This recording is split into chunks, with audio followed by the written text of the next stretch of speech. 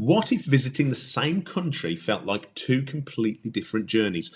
So today we're talking about Norway and not just where to go, but how you experience it. We're joined today by Michael Hortin, a fellow YouTube creator, and he sailed Norway's coastline on both Hurtigruten and Havila, which are the coastal express ships that connect remote communities. Our experience is more traditional cruising through Norway, bigger ships, longer port stays, and a very different experience. So in this video, we're asking Michael the big questions. What surprised him most? What moments stood out for him? And how different are they really? And of course, the most important thing for us, how much does it cost? But then, in a surprising twist, over on Michael's channel, the roles are going to reverse as he puts us in the hot seat and asks us questions about more traditional cruising. So, two different perspectives and one shared love of Norway. We'll see if the Coastal Express is going to be for us. But hi, Michael. Welcome to the channel. Yeah. Hi, Giles. Hi, Lisa. Hi, Michael. Do you want to just tell us a little bit about yourself, to introduce yourself to our subscribers? Absolutely. So I've been doing YouTube for 3 or 4 years now. I do have a channel that looks older, but really, in truth, I kind of started just after COVID, like a lot of people, frustrated, no travel. And so the opportunity to travel was just too much to resist. And I always like showing people places and helping friends. And I thought, well, having watched a lot of YouTube videos over the COVID period, I thought, well, I could do that. And so I kind of go, number one, to help people to see, as we're going to talk about Havila and Hurtigruten cruises and other places as well. But I also a great believer in that I get a bit frustrated when I see people do YouTube videos and they give them people a brief show of something, and I try and get into depth and also tell the stories of the places, because, you know, as I'm sure you've found, some of these places you visit in Norway have amazing stories in the Second World War or even further back. So that's kind of what the channel's about. Brilliant. And I've got to say, we found your videos very useful. When we went north of the Arctic Circle, you were our go-to for that. So, but for anyone who doesn't know, can you just tell us what the Norwegian Coastal Express is? Sure. Now, the Coastal Express actually goes quite a long way back. It's more than 100 years, I think, by now. And it effectively started out as a ferry, and it still really is a ferry. On some of the boats you can take your car on. So if you were driving around Norway, you can drive your car onto the Hurtigruten. I think the Havila, you can only do it going from Bergen all the way to Kirkenes, but I may be wrong on that. But you can still get a car on board. If you're a foot passenger, you can get on and off. And I'm sure we'll come to this later on about how you might want to use your experience on the Coastal Express. But it starts in Bergen, and it covers 30 ports all the way up to Kirkenes, which is right on the Russian border. You can see the Russian border when you come in. And the first time I got there, you can actually see Russian trawlers sort of in port as well alongside us. And it kind of doubles up. I think that's what's great. You see sort of life in Norway. It's almost like being on a train. It doesn't sound a bit odd going along the coast. You can see, you go to very, very small fishing ports and you see them all sort of working on their day trade. And then this boat comes in once a day and stops. And sometimes you stop for 15 minutes. Sometimes in the case of Trondheim and Tromsø, you stop for a lot longer. Honningsvåg as well, obviously up on the North Cape, you stop for quite a while. And it's just a really lovely hybrid, and it gives you a great chance to get up close and personal to Norway and to see it in a special way. And because they're smaller boats, they're much smaller than the boats that you go on the traditional cruises, or certainly most of them. It's got a shallower depth that you can get to. So, for example, there are places, there's like Trollfjord, which is just north of Svolvær on the Lofoten Islands, and sort of just before midnight in the summer. In the winter it can't do this because of the fear of snow and avalanche, but it goes into Trollfjord, and you almost feel like you can touch the sides of Trollfjord, but you can't. But it then pauses and turns around, and obviously you know all about the sort of the trolls. You almost feel like the trolls are looking at you. So I think it's quite a special experience and quite different in some ways. And the other thing I'd say is, if you want casinos, if you want big shows, if you want all of those sorts of things, slides, not on this one. Yeah. It sounded a very practical working boat and experience, sort of getting close to how Norway runs and has run for centuries. Absolutely. I mean, you do see people getting on at, I don't know, say Tromsø and going up the coast and being on the boat. And there is a small sort of, I don't know what it's officially called, but like a sleeping room inside that's just like passenger seats on an aircraft. And you can go in there and have a sleep rather than getting a full cabin. So you do get that sort of feel. But I should say, there is that experience, that cruise experience as well. So in terms of the food, there's the option of really good food in there, and I'm sure we're going to talk about that. And there are things like shops on board, and is an excursion team, and you can go on excursions if you want to as well. So there is that cruise experience. It's kind of two journeys in one. You have the locals using it for what it's been used for around a century, and then you have people like ourselves who want to experience Norway and see Norway going alongside it. And what made you choose the Coastal Express over a traditional cruise line? I think that's it.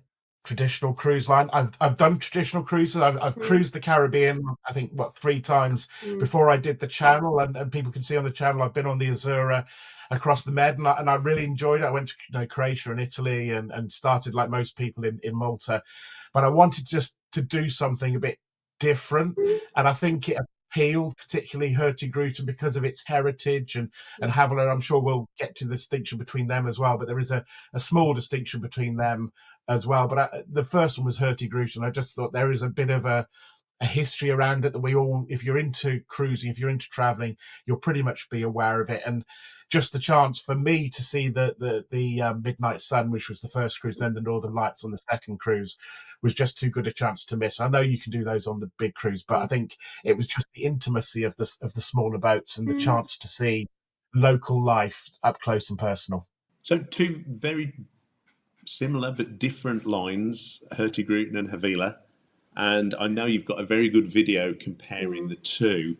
But what are the pros and cons of each line? How are they similar? How are they different? And if you had to pick one, which one would it be? So Hurtigruten is the heritage line. It's the one that's been going the longest. I know its ownership has changed through time, and its ownership is maybe not quite as straightforward as it was sort of 100% Norwegian in the past. But it's the one that's got the history. It's the one that established, and I would say generally its boats at the moment, when we're doing this piece at the moment, are on the whole older than the Havila boats. I know they have a program to update their boats and to change what they have and make them more updated and more eco-friendly and all of those sorts of things. And so I'm sure the experience will improve in the next few years.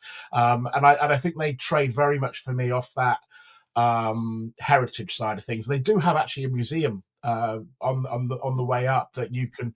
Both boats will stop at this museum. Interestingly, Havila just called it the Coastal Express Museum. Hurtigruten called it the Hurtigruten Museum. The sign on the side says Hurtigruten Museum, so judge for yourself. But they've got this boat from the 1950s in there, which you can get off your boat, go inside, and it's one of those sort of like, it's almost like a ship in a bottle. You can see it on the outside of this big glass building, and you can walk around. And that really sums up for me where Hurtigruten is. It's a heritage place for them, whereas Havila is much newer. The ships are only a couple of years old now, and what the Norwegian government wanted to do is they wanted competition. I'm sure we're going to come to price in a minute. They wanted competition on the line.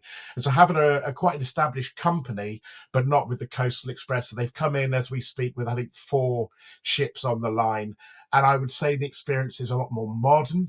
The ships are a lot more modern. They sort of edge, for me, slightly more to the catering for the tourist than the local. And there's still a cafe that, if you're traveling on short routes, you can use, and all of the stuff, it just feels slightly tweaked with the style of cabin. And the food on Havila, I think they get it right. And I actually would say for all cruise companies, they should go on Havila, because I don't know about you, but I see so much food waste on cruises, and it infuriates me. And what they do is that for some of the meals, for breakfast and for lunch, they do like a tapas thing, sort of Norwegian tapas. So you can have little bowls of chips, or you can have, and if you frankly have a big appetite and you want more, you can get more. But I think certainly I didn't end up throwing food away, and it looked like a lot less food waste, and obviously people not reaching into buffets with their hands, which I think are a lot cleaner than perhaps they are. But I would say Havila of the two.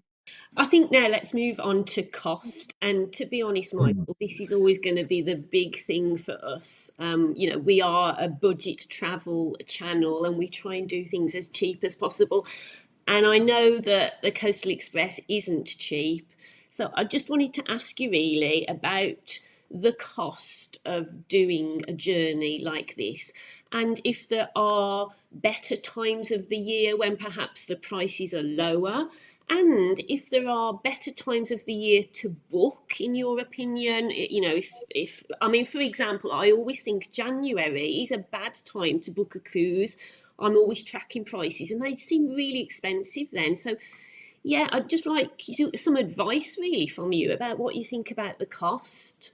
Yeah, I mean, in terms of when to book, you have to ask yourself what you want to see. If you want to see the Northern Lights, if you want to see the midnight sun, if you want to get into some of the fjords on the Havila and Hurtigruten ship. So, for example, Geiranger Fjord, you can only get into it on your ship in the warmer months, in the summer months, and you'd have to check. I mean, it might change each year, but at the moment, that's the situation. So if you go in the colder months, like I did with Havila, you end up spending a couple £100 on an excursion to get into Geiranger Fjord. So yes, you just have to look at those cost balances on that sort of thing. So I mean, I'm quite open about what I did. I went on the Hurtigruten one would be the summer of 2024. It was July. I didn't do the whole tour that time because I went on a drive around Norway as well. So I basically started in Bergen, went all the way up to Kirkenes and came back to Trondheim. And that cost me £4,107 and a whole 72 pence on top of it. That doesn't include excursions. That doesn't include flights. That doesn't include transfers. And I think, look at the deals you have. But generally, I've not found that you get those with Havila and Hurtigruten, but people may well find and may well disagree in the comments about that. And then I went on Havila, which was March this year, so March 2025, and that was £3,199. That was the full cruise. I also had a ship credit. I think it was around £140 on top. So you can see, and that was, I thought, a nicer cabin, to be brutally frank about it. So I would say that's a better deal for me.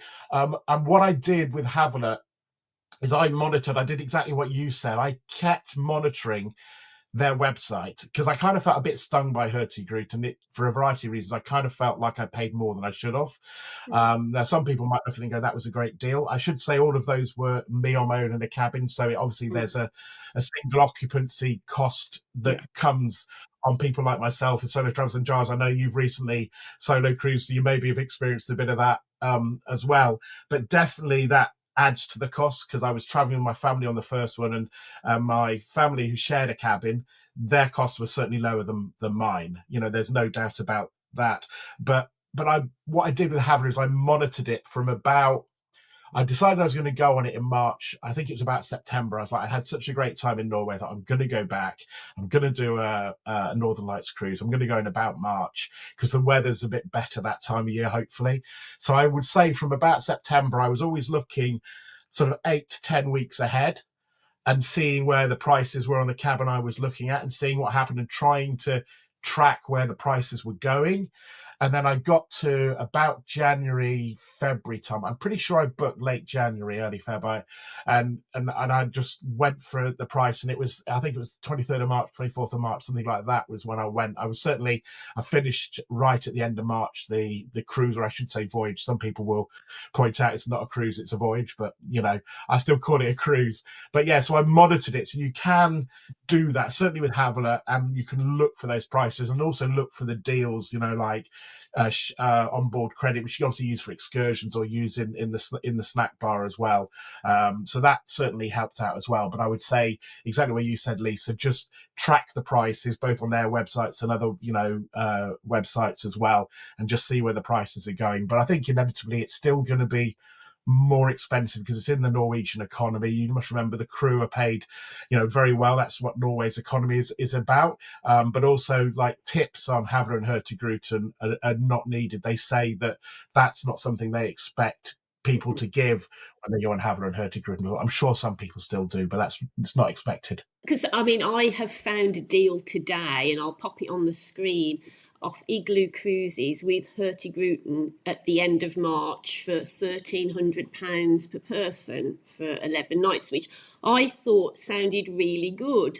Do you think that sounds a good deal, Michael? I think that sounds really good. I mean, I think the only thing you did send it to me before we chatted is that's for a shared cabin. So Yeah, I would assume yeah. for somebody like myself, solo travel, it's probably around, I don't know, I'd guess that £600 or £700 more. But that's still, still, if you look at the price, that's better than I paid when I went on Havila. So it kind of proves that the prices are there to look for, and maybe it also proves the Norwegian government are right in the sense that they brought Havila in to compete in the market. And I think Havila's been the fastest growing company. Admittedly, if you come from kind of zero 4 or 5 years ago and you're doing what you're doing now, you're going to be fast growing, aren't you? It's kind of QED, but it kind of proves that competition thing perhaps works, and Yeah, it looked to me like a good deal.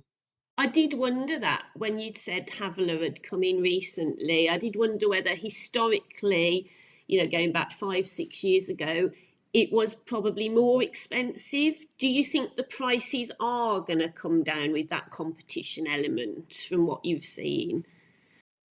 I think so to some extent. I mean, you have to remember, whilst I would imagine the cruises that you've done are largely UK-based people, so largely British people on them. On a Havila and Hurtigruten, I would say English speakers, British, are probably about 20-25%. A lot of Germans, a lot of French, a lot of Italians. It's very much a wide grouping, and I think therefore they're fighting for that market. But in terms of price, I do think it will be interesting to see what happens the next few years. And I think perhaps one of the things I should have explained as well is that in the Coastal Express, all of the ships do the same route. I've had some people say, well, Havila does a different route. It doesn't. It's an identical route. So you basically, every day, a ship is going to pass through that town on that route, whether it's a Havila or more likely a Hurtigruten. I think it's something like 7-4 is the split between the two companies. And you do pass ships a lot. So you'll see some days you pass two ships. So certainly if you're going into Trondheim, you will pass on the way in going north, the ship coming south. It happens every time, and everyone gets out and waves the flags and all those sorts of things. So, but to get to your point, I've gone a bit sort of sideways on there. But I think it'll be interesting to see what happens with cost. But that deal on the face of it looks really good. The only thing I thought was interesting, it said there was a theatre on board, which I didn't find on my Hurtigruten. So maybe there is on that one, but I don't know quite how they term a theatre. That might be a little bit more than I would expect. I'm not aware of a theatre on board a ship. One thing I wanted to ask about the route, actually, on that deal, every day it looked as if the ship was stopping at a different port. But I know when I've watched some of your videos, you've stayed at multiple ports just for like 15 minutes, 20 minutes. How does that route work? Because, it looks like you're just in one port, but you're not going to be just in one port for the whole day, are you? And I just wondered if you could tell us a little bit about what happens with port stops. Yeah, absolutely. And I think probably worth saying the difference between the north and the south journey as well, because people often ask, which one should you do? Should you do the northern journey or should you do the southern journey if you want to save that money you talk about and not do the full cruise? So first of all, in terms of the cruise stops, is what you asked about. You start at Bergen, you leave about 4 o'clock in the afternoon from memory, maybe a bit later than that, but you leave Bergen sort of late afternoon sort of thing.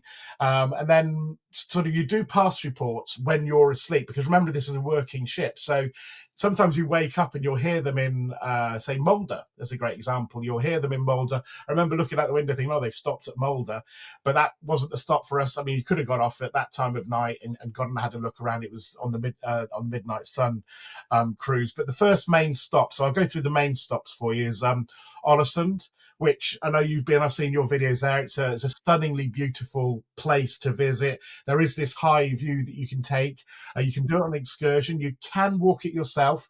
I would say that if you're going to go to Garengafjord, whether on the boat or whether on an excursion in the winter, you'll do very well to get up there and back in that time. I'm not saying people can't do it, but it is a little bit tricky. But I thought the city itself was or is it a town city? They're both quite beautiful. And then the following day you go up to Trondheim. You get 3 or 4 hours in Trondheim. My one tip there would be, I know it's extra cost, but get an Uber from the port into the centre and maybe walk back. Yes, you might feel lazy, but you'll get to see more. You'll get to spend more time seeing stuff rather than maybe do excursions. I would say Trondheim, definitely a place not for excursion, you can do yourself. And then, if I can remember rightly, the boat then goes up through Rorvik, and then it goes through these tight narrows, which are great to see. And I'm desperately trying to remember. I think we end up in Bode, which is now famous for its football team in European football, but it's an interesting small city, very beautiful, quite badly damaged during the Second World War. Then the next main ports are Tromsø, which I think you've both been to, and I thought its setting is just stunning. And then you go out further and you end up at Honningsvåg. The Lofoten Islands, go to the Lofoten Islands, and you can do excursions, getting off one port and getting back on another. And Svolvær, you're in there for about an hour, so you can have a look around, and you can do quite a bit in an hour at Svolvær. It's not a long way to walk. And then you go up to Honningsvåg and get to the North Cape, and then the following day you end up at Kirkenes, and if I remember rightly, it's about a 4-hour stop at Kirkenes, and that's the turnaround and when you come back down south. And what I would say is then on the journey south, yes, you end up at Tromsø at midnight, and you go to a midnight service at the cathedral there, but you also go to other places like Hammerfest, which I know you've both been to as well. You can also end up at Brønnøysund, where you can get off on the journey south and go to the Troll hole. Okay, it's called Trollhättan, isn't it? The hole in the mountain. You can go there as an excursion. I've done that. Yeah, it's a walk. So it's a bit of a forced march, I would say, but it was good. And then you get to Trondheim briefly, and then Kristiansund. You can stop off for a bit and moulder a bit on the way south into Bergen. I think that's it. Brilliant. Fabulous. I feel as if I've been there just. Yeah. But you were saying earlier about there's a real mix of passengers from different countries on there. So we were talking about the food. So is the food suitable for a traditional English palate, or is it more Norwegian, or is there a bit of something for everybody? And for us, actually, as pescatarians or vegetarians. Oh, well, pescatarians, you'll be fine. I mean, Norway's fish, isn't it? It's a lot of fish, so I don't think you would have a problem. I don't think people with dietary requirements would have an issue. I feel like Norway is very similar to the UK and to Germany and places in mainland Europe in the sense that they know to cater for different diets and people's maybe dietary needs and things like gluten intolerance. I can't imagine. It's not something I have to deal with, but I can't imagine they would strike me as a problem. In terms of the food quality, I thought it was very good. Breakfast, I would say, was, I don't mean this to sound disrespectful, it's just generic food that you would expect in a hotel or a cruise, but of a very good quality. The only thing I would say is, like in the Havila, when I talked about it earlier, it's that sort of tapas version. So you do have some stuff where you can go up and make your toast and get some drinks and orange juice, but you also have some of it that comes to you.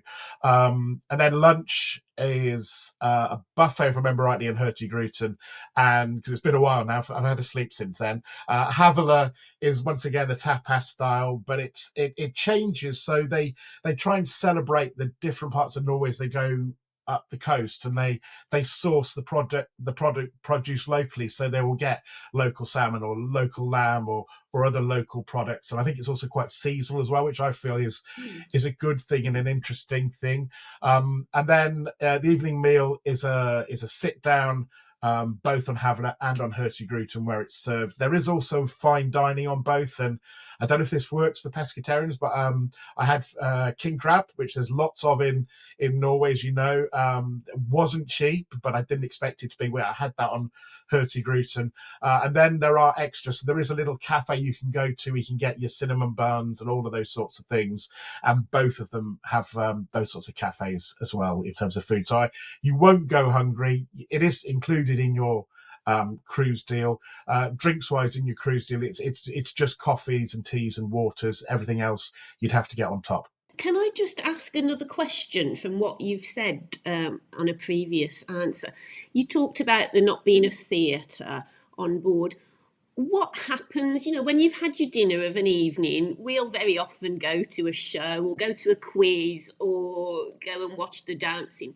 What do you do on a Coastal Express after you've had dinner? So personally speaking, I slept. And very well, by the way, the bed was excellent.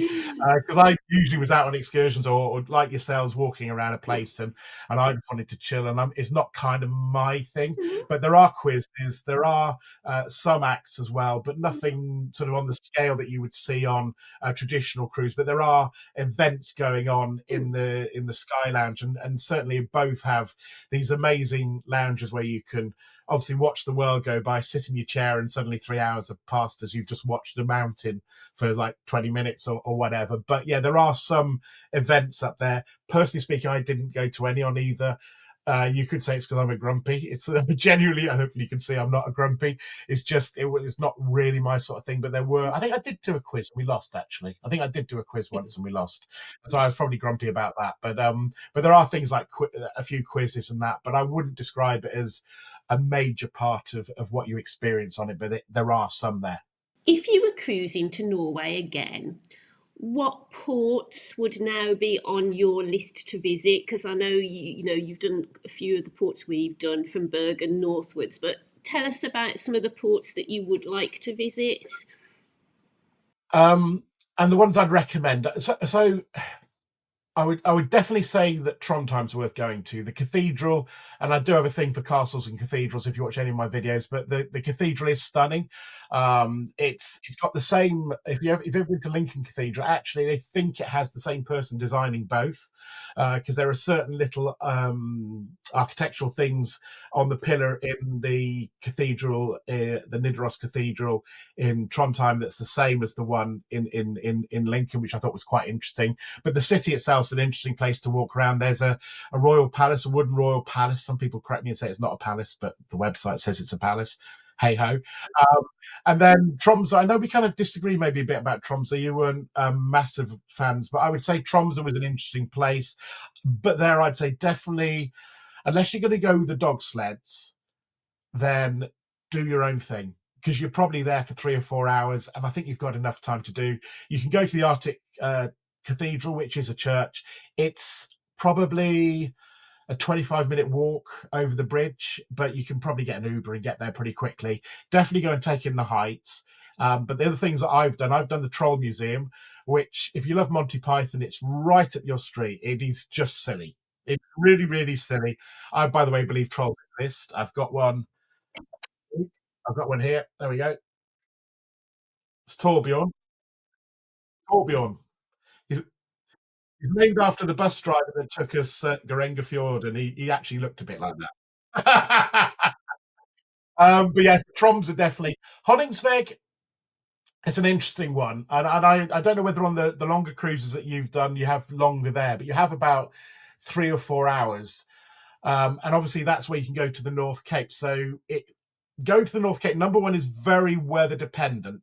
If it's a foggy day, you will basically go to the North Cape and just see fog, and you might as well be at Heathrow Airport looking at fog, because you won't see much. I was fortunate, and I went there on a really clear day in the summer, had fantastic views, could look out, but at the end of the day, you're looking out to sea. There isn't a visitors centre there, which you pay for as part of your excursion, certainly with Havila and Hurtigruten. I wouldn't get too excited about it. I mean, it wasn't terrible. There's a nice cafe in there, but it's not a reason to go somewhere for me. And I quite liked on the second time I went, it was a much colder day, and thankfully I clearly did the right thing, because it was windy and it was foggy as well. I don't sure those two things go together. But I stayed in Honningsvåg, had a walk around for a couple of hours. There's a small museum. I didn't go to it. I just had a look around. You can see all the fish hanging like they do, to dry out as well. So I quite enjoyed that. So Honningsvåg was all right. Like I said, I'd probably, if I went again, I'd just walk around. And then the final one I went to was Kirkenes, or Kirkenes as it's written, the one up on the Russian border. I haven't been around the city centre. I've been on 2 excursions. One where I went to the Russian border, which was just interesting, especially in the current sort of political climate, obviously with Ukraine and everything like that. And then the other one, the best excursion I've ever done, I think, on any ship ever.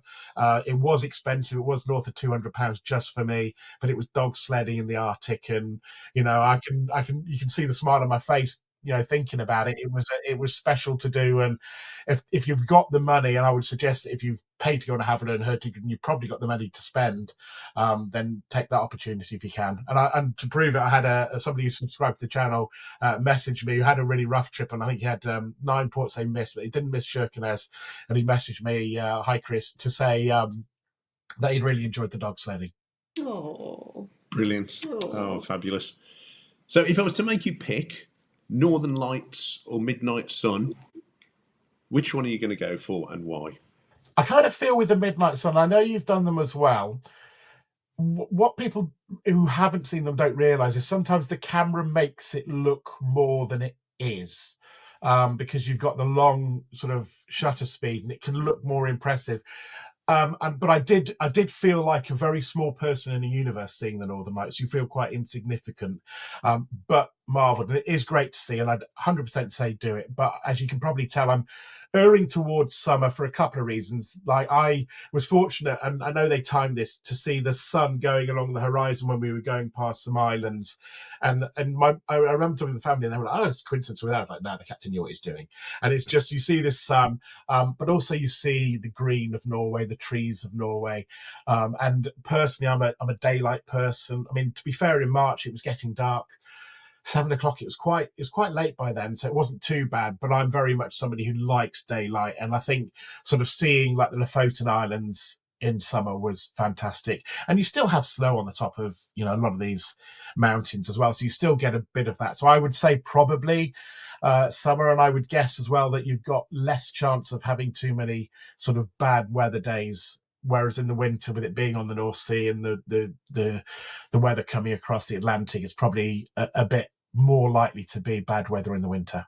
Yeah, I mean, when we've been to Norway in the summer and we've looked at our photographs and our videos, the greens just really pop, and it looks like we've tweaked the colorization, but we haven't. It is spectacular. The greens and the blues of the fjords are just incredible. Yeah, absolutely. I mean, I couldn't agree more. So, I mean, I can think of some of the shots of going into Grengafjord. It was a rainy day, and the water was really a dark blue. And then we were going up the Coastal Express and going through some quite shallow waters, which only obviously the Havilas and Hurtigruten. I think Fred Olsen might be able to get to some of them as well. But the water's really light blue. But I have to say that, coming down from Honningsvåg to Hammerfest, we'd had a bit of a storm. We came down on the Havila, and it was March time of year, and it was a blue sky day. And it was almost like somebody had got carving icing sugar and carved them on the mountains as we're going down to Hammerfest. And so it was special. But, if you're going to put me on the spot and say I have to go one time a year, I'd still err towards that sort of summer months. But the winter months are still pretty special. Yeah. Have you experienced any bad days on board in the winter with seasickness and bad weather, Michael? I'm quite fortunate I don't get motion sickness, or I haven't. My mum tells me I did when I was about 3. It's not something I particularly remember. But there was one day, so basically when we were coming to Honningsvåg, they were talking about potentially not docking, and then that disappeared. Then they were talking about not allowing people to go all the way up to the North Cape because it was too windy, and in the end they changed their mind. And then we went from Honningsvåg, and you go across the north of Norway. If you look at the top map of Norway, and I'm looking up at mine now, and you're going towards the Barents Sea, you're in the Barents Sea, and it was quite rough. Now, I would say it was like a bad day on a North Sea ferry. It wasn't for me that bad, but I'm very conscious that other people might experience that very differently. And one thing you will see, and I can certainly remember on the Havila, I'm pretty sure it's on the Hurtigruten. Let's just put it this way: there are bags strategically placed around the ship, so clearly there are moments where people have issues. But personally speaking, it was absolutely fine. The summer one, there were no issues at all. I thought it was pretty calm. The winter one, there was a little bit, but as I mentioned, Chris, one of my subscribers, saying 9 ports. So clearly there are moments when you can have it, and you'll know this as well from cruising, is that the idea of going to these ports is a nice to have to some extent. Yeah. Certainly in Hurtigruten and Havila, it's a nice to be to get into some of these ports. But if the weather's not good enough, because it's on a route where it has to keep going, and also for safety reasons, it ain't going to go in. So if you're thinking, oh, I really want to go to Honningsvik or somewhere up in the north, and the weather's really, really bad, they're just not going to go in. That's just the way it is. So you just have to understand when you book these sort of Havila and Hurtigruten that, of course, they want to get into these ports both to take you as a tourist, but also to take the locals back or wherever. But if the weather's not good enough, they don't go in or even come out. Interesting. So you've got lots of different travel experiences on your channel, aside from Norway. What is it about travel that you enjoy, and what motivates you to go to a particular place? It's a cliche, but travel does broaden the mind. I know that sort of has probably got people who are listening and watching us groaning, but it's genuinely true. And I just find it incredible that somewhere like Norway, for us in the UK, it's what, 500, 600 miles across the North Sea, and yet it's such a staggeringly beautiful country. I mean, I of course, there are different types of beauty, and I've been to Caribbean islands and done Caribbean cruises, and they are beautiful in their own way. But Norway is just such a. I was genuinely, you can probably hear it and see it in how I'm talking about it, just genuinely awestruck by it. When you go into Fjord, when you go into some of these little inlets, when you look around the Lofoten Islands, and it's a terrible cliche, but it feels like a place where, if you want to believe in this, that God spent 6-7 days working on Earth, and then he just said, do you know what? I'm gonna make everything perfect. And Norway is one of those places. But it's just to experience different places, have different food, and meet different people and have a different perspective. And I think that's what travel brings you, and that can be any sort of travel. On my channel I do, and I know you have as well, going to the Canaries. I love going to the Canaries. I'm going there soon. I love looking around the Canaries and seeing different places, but I just think that's what's so special about it. It gives you that opportunity, and we're blessed to have it. We shouldn't forget our forefathers, our grandparents' parents. They were happy to get 5 miles down the road. Yeah, definitely. Absolutely. And I know travel broadens the mind, but it can also broaden the waistline. I think that's certainly our experience of cruising. Yes. So what have you got planned in the next 12 months, Michael? What can we expect to see on your channel? Okay, so I'm just currently finishing off my cruise from Vienna to the Black Sea, and I had some interesting experiences. I went with Cruise Europe, which is a French company, and I had some real pluses. I would say they're like the Lidl of cruising, in the sense that it's not, I think that's a good thing, because I like Lidl, but they control their prices, and they're relatively inexpensive. But I had some interesting experience with some of the crew that, I don't think I'm a Little Englander, but it certainly raised some questions for me, and people can see that on my videos. And then I've finished a series where I've been to some exclaves in the Mediterranean. So you'll all know about Gibraltar, but there's also Ceuta and Melilla, who are Spanish exclaves on the North African coast of Morocco. So I've filmed there. I'm going to go to the Canaries, and then stock press news, I'm possibly going to do another river cruise from Vienna back to Amsterdam, so effectively doing the full route, but it's not fixed. Like plans change, and we're going to be talking, I know, in a minute or two, and people will see on my channel a video you talk about your experiences in Norway, and talking and preparing for this, and you talking about your cruising had me thinking, well, I haven't seen southern Norway, and that's one of the things about Havila and Hurtigruten. It starts at Bergen, so if you want to see Oslo, if you want to see Stavanger, if you want to see Kristiansand, you won't see them when you're on a Havila or a Hurtigruten, because they start at Bergen, which is about a third of the way up the Norwegian coast, maybe a bit less, and goes north. So anything in that sort of bubble down the bottom, you won't see on a Havila or Hurtigruten. Do they go to Olden and Helsilt? I think that's. Do they go to those? I don't think so. They also, I tell you where they don't go as well. They don't go to Narvik. Narvik, as a bit of a history buff, was one place I wanted to go. So they don't go to Narvik. So there are some, and I've seen sometimes you do videos. I can't think of an example. And I see somewhere you go, and I've like, either that we stop there very briefly, or we don't really stop there. So there are some differences. So I'd say, for people watching, that look at the places you really want to see, and think about the places you really want to see. And if I gave advice in terms of booking, because one of the questions you get is, should you go Havila Hurtigruten? Well, you know what, you can do both. This thing, and I haven't said north or south, north, 100% north. It's by far the best way. You'll miss places like Hammerfest, which are interesting, but you kind of pass through a little bit quickly on the way north. But what I would say is that what you can do is you could say start at Bergen. So hypothetically, start in a Hurtigruten ship at Bergen, and you think, right, when we get off, we want to get off and spend a bit more time in Trondheim. I think Trondheim's some way where you could spend another day. So you have two nights on the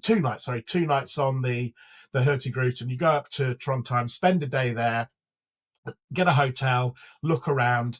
So you get in about 9 o'clock on the morning, and then you'd leave 12 o'clock the following.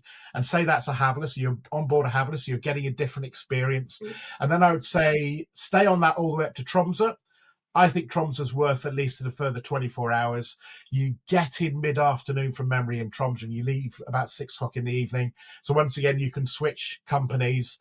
And then the other one I would say that's worth stopping at again is the Lofoten Islands. I kind of felt like I missed out. I really wanted to spend more time there. I think depending on what your likes are, you could probably spend a day or two there. So get off at Svolvær, which is the major town.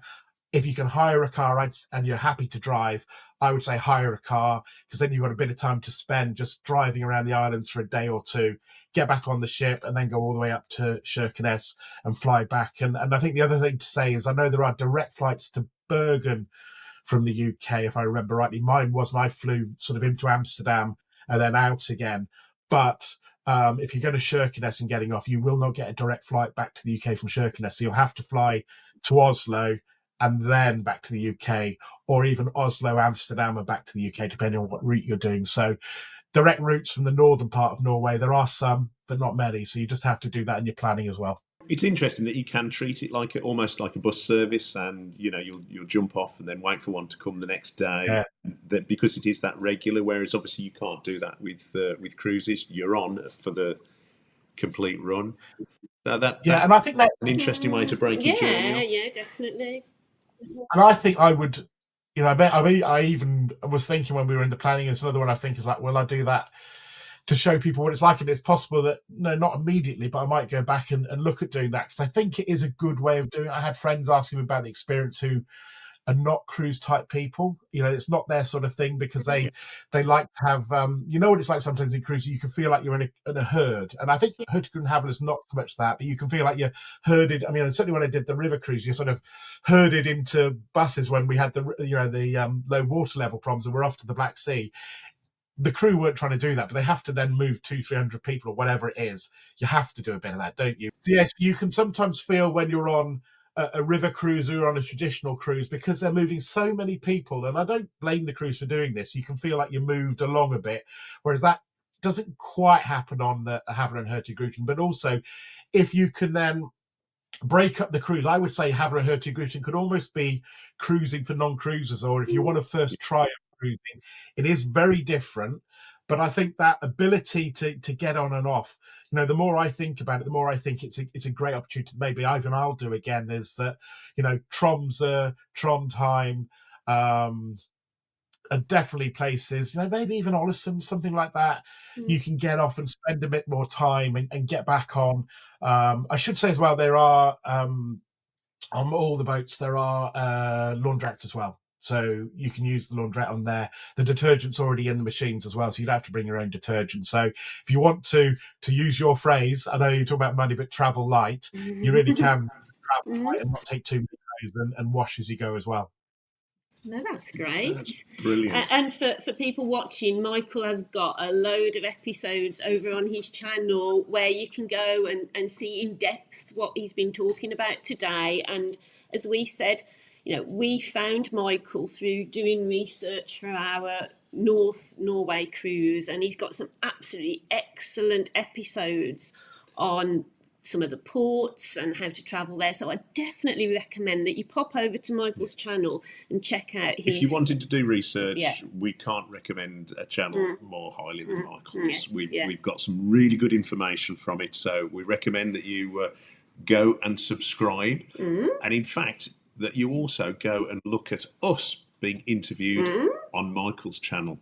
That's going to be the place you need to go to now. And I have a question for you two. So you've heard everything about Havila and Hurtigruten. You've seen my videos. I know you like to travel light and you like to look for cost-effective ways of doing things. But you've mentioned already that there's cheaper option coming up on the website earlier in the video.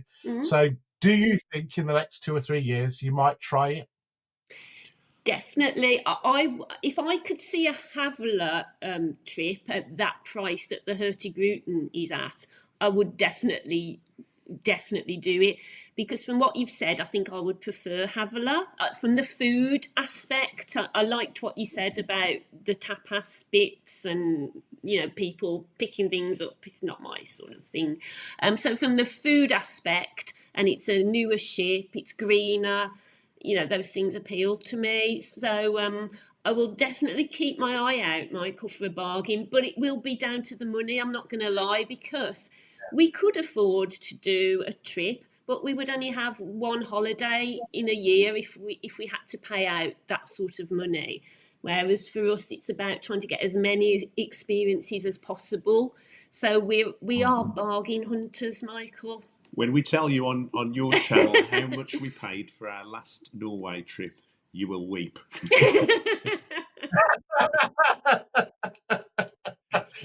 Oh, we'll have to find out, won't we, in a minute? Well, that's it. Click on this video link next. Michael, thank you very much for joining us today and coming onto our channel. It's been brilliant, really useful, and I hope that I'm sure our audience will have found it useful as well. Yeah, definitely. So we'll see you on your channel. Take care. See you on the other side. Bye. Bye.